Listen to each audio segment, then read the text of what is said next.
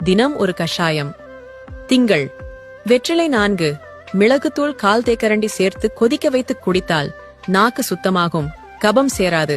செவ்வாய் கடுக்காய் பொடி மற்றும் பனங்கற்கண்டு சேர்த்து கொதிக்க வைத்து வடிகட்டி குடித்தால் உடல் உஷ்ணம் சீராக இருக்கும். புதன் தூதுவளை, கற்பூரவள்ளி, துளசி இம்மூன்றையும் சமளவு சேர்த்து கொதிக்க வைத்து வடிகட்டி குடித்தால் சளி சேராது, மலத்துடன் வெளியேறிவிடும்.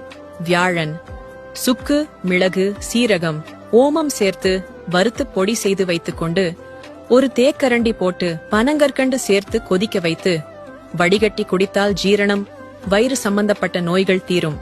வெள்ளி வெந்தயம் தனியா சமளவு சேர்த்து வறுத்து பொடி செய்து 1 தேக்கரண்டி போட்டு பனங்கற்கண்டு சிறிது உப்பு சேர்த்து கொதிக்க வைத்து வடிகட்டி குடித்தால் பித்த நீர் வெளியேறிவிடும்.